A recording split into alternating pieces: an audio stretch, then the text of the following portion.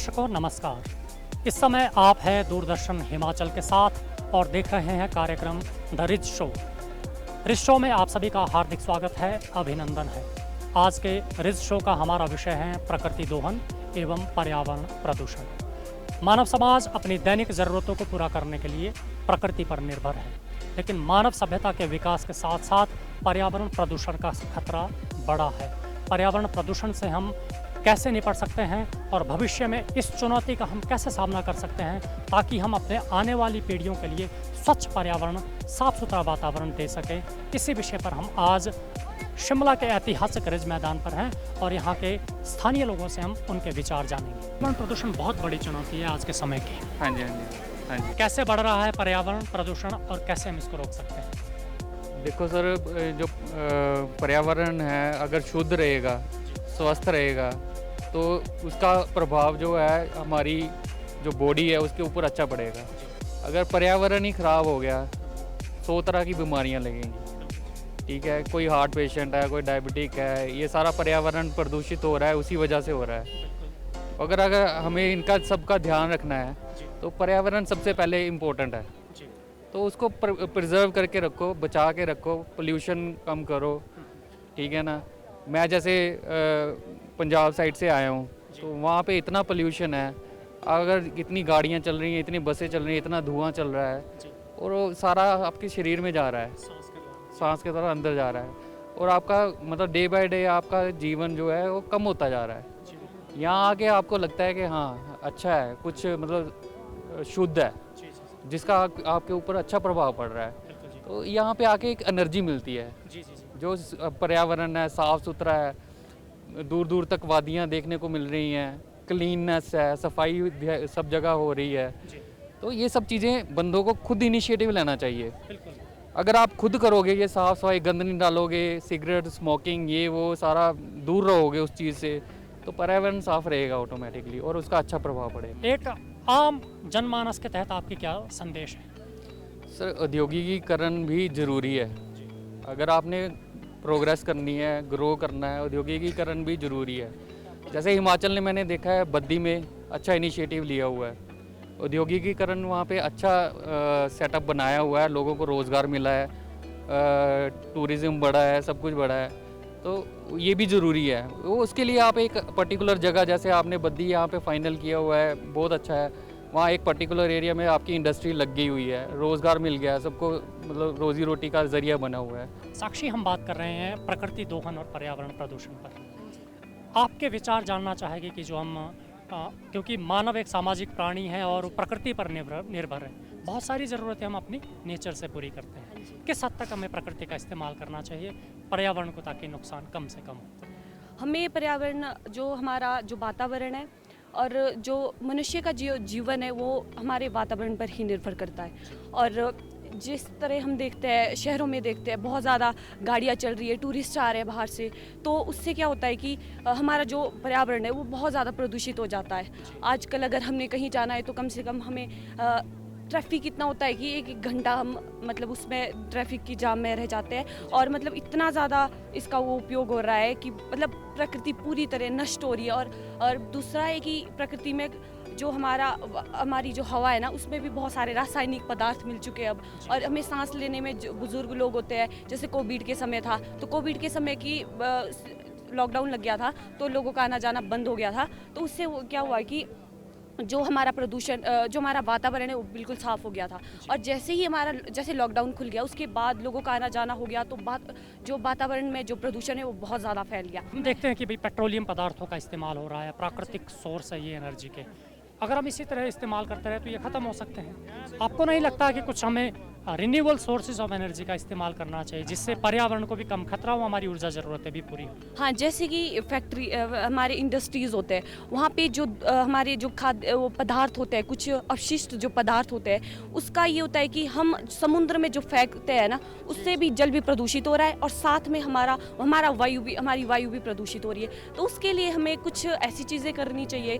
Science technology है, तो उसके ज़रिए कुछ ऐसा करना चाहिए कि ना तो हमारा प्रदूषण हमारा हमारा जो वायु है ना ये प्रदूषित हो और ना हमारा जल प्रदूषित हो। और इसका दूसरा मैं ये कहूँगी कि जैसे इलेक्ट्रॉनिक बसें है तो ये मुझे मेरे हिसाब से तो ये ठीक है, इससे पेट्रोलियम का इसमें खर्च नहीं हो रहा है और ना हमारा वायु प्रदूषित हो रहा है। देखिए हमने पहले भी सुना है और हम देख भी सकते हैं कि ऊपर वाले ने मनुष्य की नीड के लिए जितना सब कुछ उनको सफिशिएंट है सब कुछ दिया है, पर ग्रीड पूरी करने के लिए तो कम ही पड़ जाता है सब कुछ। तो हम जुडिशियल यूज़ करें अपने जितने भी आसपास की चीज़ें हैं, प्रकृति से जो भी हम लेते हैं अपनी डेली रूटीन में, जो भी हमें कार्यकलाप जो भी करने के लिए चाहिए, वो अगर हम जुडिशियली यूज़ करेंगे तो कभी भी कम नहीं पड़ेगा। लेकिन अभी क्योंकि हमारे पुरानी पीढ़ियों ने थोड़ा सा शायद इतना जुडिशली उनको इस्तेमाल नहीं किया है, तो हमारा फ़र्ज़ बनता है कि हम आगे आने वाली अपनी जनरेशन का ध्यान रखते हुए थोड़ा सा उसका सही इस्तेमाल करें चीज़ों का। पोल्यूशन बढ़ रहा है और पर्यावरण प्रदूषण भविष्य के लिए बहुत बड़ा संकट है। एक आम आदमी और जिम्मेदार नागरिक की तरह मेरा और आपका क्या योगदान हो सकता है पर्यावरण को बचाने में? हाँ जी, मैं अपने लेवल पे जो हम करते हैं उसमें हम जैसे मेरे हस्बैंड को भी पौधे लगाने का, पेड़ लगाने का काफ़ी शौक़ है, तो हम बच्चों के स्कूल में भी इनका वन महोत्सव सेलिब्रेट करते हैं ये जुलाई अगस्त में। तो हम उनको जो ग्राफ्टिंग होती है, प्लांट्स होते हैं वो भेजते हैं। हमने अपने घर में जितनी भी हमें जगह मिलती है हम काफ़ी प्लांटेशन करते हैं। हमें और खुद भी पौधे लगाने चाहिए और औरों को भी प्रेरित करना चाहिए कि वो पौधे लगाएं। सर, अक्सर हम देखते हैं कि तरह तरह की गतिविधियाँ स्वयंसेवी संस्थाओं के द्वारा, डिपार्टमेंट्स की तरफ से प्लांटेशन की होती है, लेकिन एक पौधे को लगाकर उसको पेड़ बनाने में बहुत समय लगता है, बहुत बड़ी जिम्मेदारी निहित होती है। आपको क्या लगता है, क्या सिर्फ पौधा लगाने से जिम्मेदारी पूरी हो जाती है या फिर हम पर्यावरण को बचाने के लिए हमें कुछ और भी करने की ज़रूरत है? पर्यावरण को बचाने के लिए आपने बिल्कुल ठीक कहा कि हमें पौधे लगाने चाहिए, पेड़ लगाने चाहिए। लेकिन अगर आप देखोगे हमारे देश में जितने पेड़ और पौधे हम हर साल लगाते हैं उसके मात्र 10% ही जो सर्वाइव करते हैं। 90% पेड़ पौधे ऐसे जो सर्वाइव नहीं करते। उसके लिए हम सबकी जिम्मेदारी है कि हम उस पर पूरे प्रयास करें, उन पेड़ पौधों का पूरा ध्यान रखें और जब तक वो एक पेड़ में परिवर्तित नहीं हो जाते हैं उसका हमें पूरा ध्यान रखना चाहिए, जिससे कि वो हमारे पर्यावरण का जो भी संतुलन उसको बनाए रखें। इसके अलावा पर्यावरण प्रदूषण से बचने के लिए जो हमारी अत्याधुनिक टेक्नोलॉजी है उसमें हम CNG के व्हीकल्स का यूज़ कर सकते हैं। और आने वाले टाइम में भारत सरकार भी प्रमोट कर रही है कि जो इलेक्ट्रिक व्हीकल्स हैं, बिजली वाली गाड़ियाँ हैं, उनका प्रयोग करें ज़्यादा से ज़्यादा। आप दुपहिया वाहन बिजली वाले आजकल काफ़ी कम कीमत पे अवेलेबल हैं और उनका रजिस्ट्रेशन भी नहीं है। अगर आपको बता दूँ मैं, उनके लिए ज़्यादा फीस भी नहीं है और उसके लिए ज़्यादा जो कहते हैं ना ज़्यादा फॉर्मेलिटीज़ नहीं है। तो आप आम एक आदमी है वो दुपहिया वाहन भी है, तिपहिया वाहन यूज़ कर सकता है। दूसरा, गवर्नमेंट इतना प्रमोट कर रही है इलेक्ट्रिक व्हीकल्स को, उसके लिए सब्सिडी दे रही है, उनकी प्राइसेस भी कम है। आप बिलीव नहीं करेंगे कि 4 व्हीलर कोई आदमी लेता है तो उस पर गवर्नमेंट ऑफ इंडिया की तरफ से और राज्य सरकारों की तरफ से 4-4 लाख तक की सब्सिडी दी जा रही है। सिमिलरली जो आपके तिपहिया वाहन है, पब्लिक ट्रांसपोर्ट के लिए तिपहिया वाहन है या छोटे वाहन है, उन सब पे भी गवर्नमेंट अच्छी सब्सिडी दे रही है। और मैं भी इस फील्ड से जुड़ा हुआ हूँ, तो मेरी आम लोगों से यही अपील है कि जहाँ कहीं भी आप हो, आप इलेक्ट्रिक व्हीकल का प्लीज़ यूज़ करिए, बिजली को बचाइए, बिजली वाले व्हीकल्स का यूज़ करिए। इससे आपका पोल्यूशन भी बचेगा, आपका नॉइज़ पोल्यूशन बचेगा और एक प्रकृति के साथ हम बहुत ही अच्छा कोऑर्डिनेशन भी बना पाएंगे और हमारी जो आने वाली जनरेशन है वो डेफिनेटली इससे बहुत ही लाभान्वित भी होंगे। जी, आपका व्यू पॉइंट ये लगता है कि भाई हमें जो ईंधन हम डीजल पेट्रोल यूज़ करते हैं उससे ऑल्टरनेटिव सोर्स ऑफ एनर्जी को हमें इस्तेमाल करना चाहिए, उससे पर्यावरण प्रदूषण भी बचेगा और सस्ता भी रहेगा। और हमारी तकनीक भी अब इतनी सक्षम हो गई है, हम इस लेवल पर पहुँच चुके हैं। अक्सर हम देखते हैं कि हमारी जो GDP का एक बहुत बड़ा हिस्सा हम डिफेंस डील्स में और ऑयल इंपोर्ट्स में खर्च करते हैं और बहुत बड़ी हम अर्थव्यवस्था भी हैं और ह्यूमन रिसोर्स भी हैं। आपको क्या लगता है कि आज सोलर एनर्जी जो हमारे पास पर्याप्त मात्रा में, क्योंकि भारत कर्क रेखा पर स्थित एक देश है जहाँ पर पर्याप्त मात्रा में सोलर एनर्जी है, सौर ऊर्जा है, इसका इस्तेमाल हमें करना चाहिए? पवन ऊर्जा का इस्तेमाल हम कैसे कर सकते हैं? पानी की ऊर्जा का हम इस्तेमाल कैसे कर सकते हैं ताकि जो भविष्य में ऊर्जा का एक संकट है वो हमारे सामने ना हो और हमारे जो गाढ़े खून की कमाई हो विदेशी अर्थव्यवस्था के हाथ में ना जाए? अभी आपको शायद पता ही होगा, अभी अगर हम देखें कि जो सौर ऊर्जा का जो उत्पादन है पूरी दुनिया में हो रहा है, उसमें जो देश सबसे ऊपर है वो यूरोप के बहुत छोटे छोटे देश हैं। हमारा देश है वो सौर ऊर्जा के उत्पादन में, जहाँ तक मेरा है विचार, वो लगभग 20 से 25वें स्थान पर है। हमारे देश ज्योग्राफिकली ऐसी जगह आपने कहा ना कर्क रेखा पे स्थित है। हमारे यहाँ पे साल भर किसी न किसी पार्ट में सौर ऊर्जा पर्याप्त मात्रा में उपलब्ध होती है। तो भारत सरकार का एक बहुत अच्छा इनिशिएटिव अभी उन्होंने किया हुआ है कि सौर ऊर्जा को बहुत प्रमोट कर रहे हैं। और मुझे लगता है कि पिछले 8-10 साल में हम लोगों ने सौर ऊर्जा में हमारा जो एनर्जी का टोटल जो जनरेशन है उसमें लगभग हम 8 से 10% पे सौर ऊर्जा में पहुंच गए हैं। इससे धीरे धीरे हम जो फॉसिल फ्यूल्स है, हमारे कोल बेस्ड जो हमारी एनर्जी जनरेशन है, उसको हम धीरे धीरे कम करते जा रहे हैं। वो हमारे पर्यावरण के लिए भी जरूरी है और हमारे नेचुरल रिसोर्सेज को बचा के भी रखेगी। गवर्नमेंट का जो अभी इनिशिएटिव है भारत सरकार का कि हमें 2030 तक लगभग हमारा 30% पब्लिक ट्रांसपोर्ट और प्राइवेट ट्रांसपोर्ट को हमें ईवी पे लेके जाना है। ईवी का मतलब इलेक्ट्रिक व्हीकल्स पे लेके जाना है। इलेक्ट्रिक व्हीकल्स हमारे जो आपने कहा ना कि एक ऑयल का इंपोर्ट हमें बिल कम करना है, ऑयल इंपोर्ट को बचाएगा। ऑयल इंपोर्ट को बचाने के साथ साथ ये ईवी का जो यूज़ है वो हमारे नॉइज़ पोल्यूशन को बचाएगा। तो नॉइज़ पोल्यूशन हमारे जो डीजल इंजन जो फॉसिल फ्यूल्स को जलाने के लिए जो इंजन का जो टाइप है वो चेंज हो जाएगी। उससे हमारा फ्यूल तो बचेगा ही बचेगा, आपका नॉइज़ पोल्यूशन बहुत कम हो जाएगा। तो डेफिनेटली हम अगर ईवी को प्रमोट करें, अल्टरनेट सोर्सेज ऑफ एनर्जी पे जाएं, हम सोलर पे जाएं, या आपने कहा कि हम हाइड्रल पावर पे जाएं, जो कि हिमाचल जैसे स्टेट में हाइड्रल पावर बहुत अवेलेबल है, उस पे जाएं, या हम विंड एनर्जी पे जाएं। गुजरात और राजस्थान जो स्टेट्स हैं उनमें विंड एनर्जी का बहुत ज़्यादा स्कोप है। तो इस दिशा में अगर प्रयास करें तो पर्यावरण के साथ बहुत ही अच्छा न्याय कर पाएंगे और आने वाली जनरेशन के लिए हम अच्छी एक विरासत छोड़ के जाएंगे जो आने वाली जनरेशन हमारे लिए उसको याद करेगी। देखो जी, प्राकृतिक रूप से जो भी हमारे पास सुंदरता है, ठीक है, हमने उसे बचा के रखना चाहिए। लेकिन ऐसा होता नहीं है। डेवलपमेंट के नाम पे गवर्नमेंट हो या कोई भी हो, कोई स्कीम चलती है और नेचर के साथ उसका खिलवाड़ होता है और जिसका सीधा असर हमारे जनजीवन पे पड़ता है, हमारे स्वास्थ्य पे पड़ता है। और इसका क्या बुरा असर है ये तो अभी पूरी दुनिया देख रही है। तो मेरा ये कहना है कि डेवलपमेंट करो, लेकिन प्रकृति से उतनी ही छेड़छाड़ करो जहाँ तक हमारा जनजीवन आने वाले टाइम के लिए वो डिस्टर्ब था। जानना चाहेंगे, जैसे ग्लोबल वार्मिंग हो रहा है और हिमखंड पिघल रहे हैं, कई देश तो ऐसे हैं जो डूबने की कगार पर आ रहे हैं, और इसका जो मानव के जो जनजीवन पर भी प्रतिकूल प्रभाव पड़ रहा है। पर्यावरण प्रदूषण को बचाने के लिए क्या कुछ किया जाना जरूरी है? वो पेड़ पौधे जो हैं उसको नहीं काटने चाहिए, जितना हो सके लगाना चाहिए उसको, और उसको सुरक्षित रखना है।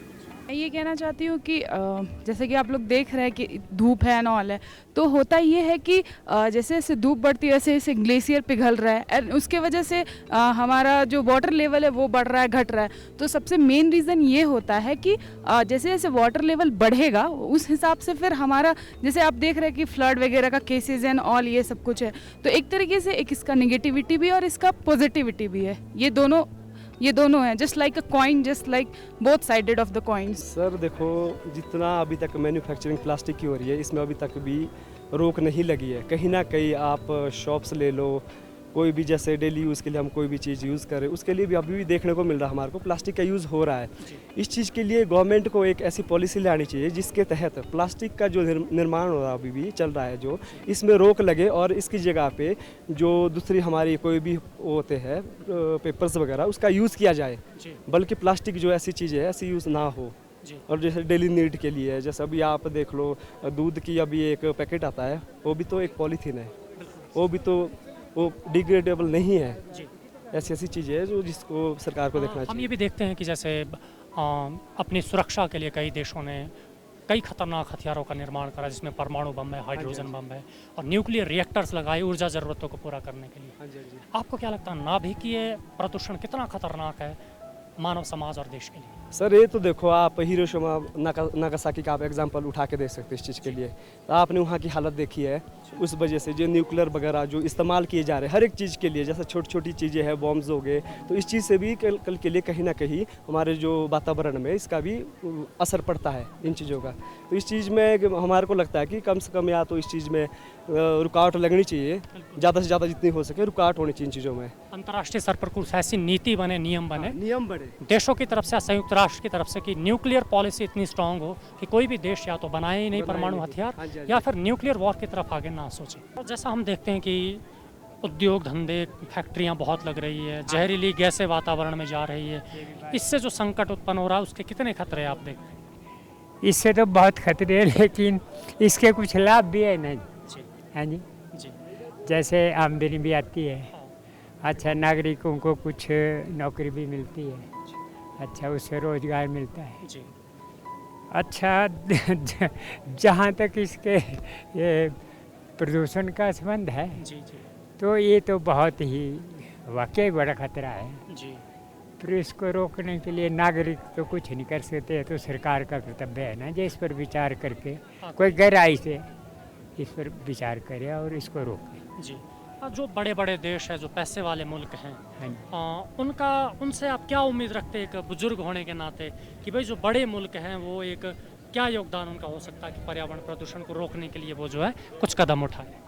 वैसे उनका तो बड़ा योगदान हो सकता है, पर इस पर ऐसा है ना जी कि विचार एकजुट होने, एक दूसरे देश के विचार एक मत में होने की जरूरी है। जैसे हम देखते हैं कि कई मुल्कों ने जो है अपने देश की सुरक्षा के लिए खतरनाक हथियार बना रखे हैं, परमाणु बम बना रखे हैं, हाइड्रोजन बम बना रखे हैं। तो अगर वो किसी देश पर गिरते हैं कितना विनाश हो सकता है? आपको क्या लगता है कि युद्ध जरूरी है, शांति जरूरी है? शांति जरूरी है जी।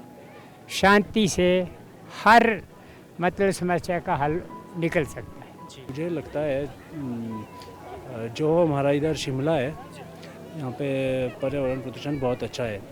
तो कुछ जगह पे है जहाँ पे लोग कचरा कुछ ऐसे ही फेंक देते हैं, किसी गांव में, सिटी में। तो मेरा उनसे यही कहना है कि वो कचरे को कूड़ादान में डाले या उसको कहीं एक साइड में जाके उसको जला दें।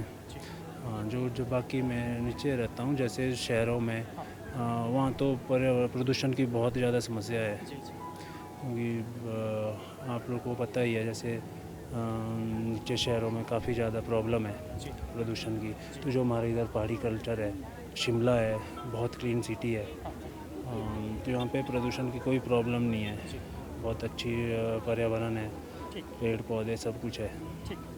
यानी कि अगर हम कूड़े को कूड़ेदान में डालेंगे, गंदगी चारों तरफ नहीं फैलाएंगे, साफ सफाई रखाएंगे, तो पर्यावरण हमारा साफ रहेगा और वातावरण में स्वच्छता रहेगी। हाँ सर, बिल्कुल एग्जैक्टली। जो हमारे रिन्यूएबल सोर्स ऑफ एनर्जीज है, हमें उस पर ही शिफ्ट होना पड़ेगा।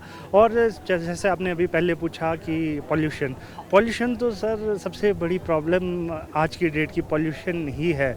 तो जैसे जैसे मुझे तो ये लगता है जैसे जैसे देखो हमारा इलाका तो बहुत अभी बिल्कुल साफ़ है, पर जैसे जैसे टूरिज़्म भी बढ़ता है साथ साथ पॉल्यूशन का भी काफ़ी चांसेस होते हैं बढ़ने के। तो इसके लिए सबसे पहले तो जो बाहर से भी लोग आते हैं, मेरी उनसे गुजारिश रहेगी कि आप अपना कूड़ेदान में ही डालिए और अननेसेसरी कोई ऐसी रैपर्स वगैरह हर कहीं ना फेंकें। और दूसरा इंडस्ट्रियलाइजेशन, सबसे बड़ा आज की डेट में अब ये बात है कि अगर इंडस्ट्रियलाइजेशन नहीं होगी तो हम पीछे रह जाएंगे। बट उसके कुछ अलग मापदंड जो कि सरकार ही बना सकती है, सरकार इसमें काफ़ी अच्छे कदम ले सकती है। जैसे हमारा हॉस्पिटल का होता है बायोमेडिकल वेस्ट मैनेजमेंट, बड़ी अच्छी तरह से, बड़े क्लीन तरीके से सब कुछ मैनेज हो जाता है प्रॉपर तरीके से। जहाँ तक मेरी समझ है, जो प्राकृतिक दोहन हमने अभी ये कुछ सालों पूर्व, लगभग पिछले 50-60 साल पूर्व से बहुत ही ज़्यादा अधिक तरीके से करना शुरू कर दिया है, उसके हमें इतने बड़े थोड़े से समय में दुष्प्रभाव और दुष्परिणाम देखने को मिल रहे हैं। अब अगर आप देखें कि भी इस प्रकृति को, जो इतने सुंदर वन, जंगल या और भी जितने रिसोर्सेज हैं, प्राकृतिक रिसोर्सेज, उनको बनाने में कई हज़ार करोड़ साल लगे होंगे, पर हमने दुर्भाग्यवश उनका दोहन अपनी ज़रूरतों को पूरा करने के लिए बड़े छोटे से समय से कर दिया, और जिसका दुष्प्रभाव सबसे बड़ा ग्लोबल वार्मिंग के रूप में देखने को मिल रहा है। इसी रिज मैदान पर मैंने अपना बचपन भी गुजारा है। जब हम डीएवी स्कूल में पढ़ा करते थे तो दिसंबर के महीने में हमें यहाँ, जब हम कभी लंच टाइम में इधर को आते थे, तो दिसंबर के महीने में हमें इतनी ज़्यादा धूप देखने को नहीं मिलती थी, इतनी ज़्यादा गर्मी नहीं होती थी। और अमूमन हमेशा मैंने अपने 10 साल के, जब मैंने यहाँ से 10वीं पास करी डीएवी स्कूल लक्कड़ बाज़ार से, तो हमने ये देखा कि जब हम रिज़ल्ट सुनने आया करते थे 23 दिसंबर को, तो लगभग हमें हमेशा रिज पर विदाउट फेल 23 दिसंबर को बर्फ़ गिरा करती थी, जो कि अब एक दूर की कौड़ी हो गई है। अब कभी हम अनुमान करते हैं कि भी 31 दिसंबर को बर्फ़ गिरेगी न्यू ईयर ईव पर, कभी लोहड़ी पर, कभी क्रिसमस पर। तो ये सारी की सारी शायद जो चीज़ें हैं ये हमारे एक्सेसिव जो हमने नेचुरल रिसोर्सेज को एक्सप्लॉयट किया है उसकी बदौलत। औद्योगिक विकास पॉल्यूशन का एक बहुत बड़ा कारण रहा है। जो विकसित अर्थव्यवस्था हैं वो अपना लाइफस्टाइल मेंटेन करने के लिए पर्यावरण के साथ छेड़छाड़ कर रहे हैं, लेकिन जो विकासशील देश है, अर्थव्यवस्थाएं, वो विवश हैं क्योंकि उन्हें आगे बढ़ना है। तो आप क्या समझते हैं कि जो विकसित अर्थव्यवस्थाएं हैं उनका क्या योगदान हो सकता है हमारे पर्यावरण को बचाने में? ये तो बड़ा साधारण सी बात है कि अगर आज विकसित जितने भी देश हैं या ताकतें हैं वो ये सोचें कि हम अपने औद्योगिक विकास को प्रकृति के को ताक पे रखकर करें तो शायद उसके दुष्परिणाम तो उनको भी भुगतने होंगे। पूरे ग्लोब में अगर आप ग्लोबल उस पर देखें, कई बहुत सारे मुल्क ऐसे हैं जहाँ गर्मी पड़ा ही नहीं करती थी, आज वहाँ भी गर्मी है।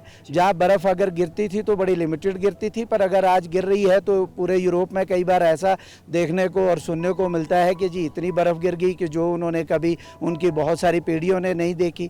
तो मतलब ये तो एक बड़े तालमेल की ज़रूरत है कि विकासशील देशों को ही पहल करके और जो विकसित देश जो हैं, जितनी भी विकसित हो रही ताकतें हैं, उनको पहल कर कर इसमें एक बड़ा दूरगामी एक हमारे को जो है पॉलिसी और प्रोग्राम बनाने होंगे।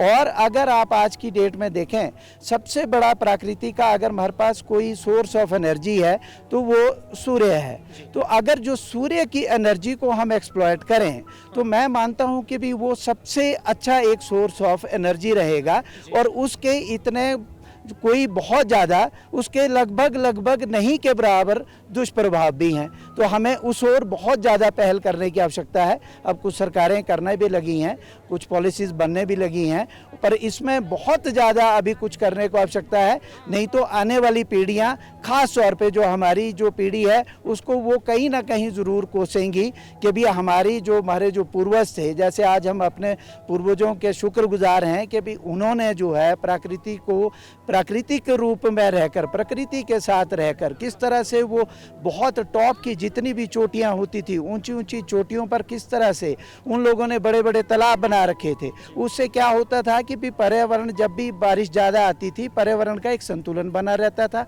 और जब भी पानी की कमी होती थी तो वहाँ से बड़े आराम से जो सिंचाई और पेयजल आपूर्ति के लिए दोनों चीज़ें वो पूर्ण करता था। आज वो तो कहीं देखने को मिल ही नहीं रहा है। अगर आज हम क्या कर रहे हैं कि जो हमारे पास पहाड़ हैं, ग्लेशियर हैं, उससे जो नदियां चल रही हैं, उन नदियों से हम पेयजल उठाऊ योजनाएं बना रहे हैं। और जो हमारे जो प्राकृतिक जो एक तरीका था वाटर लेवल को प्रिजर्व करने का, वो आज जो है हमने कहीं छोड़ दिया है। दर्शकों, प्रकृति के पास मानव की ज़रूरतें पूरी करने के लिए पर्याप्त साधन और संसाधन हैं, लेकिन मानव की इच्छाएं और महत्वाकांक्षाओं को पूर्ति करने के लिए संभवतः कम पड़ जाए। इसलिए ज़रूरी है कि हम प्रकृति का दोहन मात्र अपनी ज़रूरतों को पूरा करने के लिए करें और भविष्य की चिंताओं को ध्यान में रखते हुए ऊर्जा के अक्षय स्रोत और वैकल्पिक संसाधनों की तरफ भी अग्रसर हों। इसके लिए ज़रूरी है कि व्यक्तिगत स्तर पर और सरकार के नीति नियमों के साथ साथ हम कुछ ऐसे कड़े और सख्त कदम ज़रूरी तौर पे शीघ्रता से उठाएं ताकि हम पर्यावरण प्रदूषण के खतरे को भांप सके, रोक सके और भविष्य में अपनी देश के लिए जो एक स्वच्छ और सुंदर पर्यावरण दे सके। आज के अंक को यहीं पर संपन्न करते हैं। अनुमति दीजिए आप सभी को नमस्कार।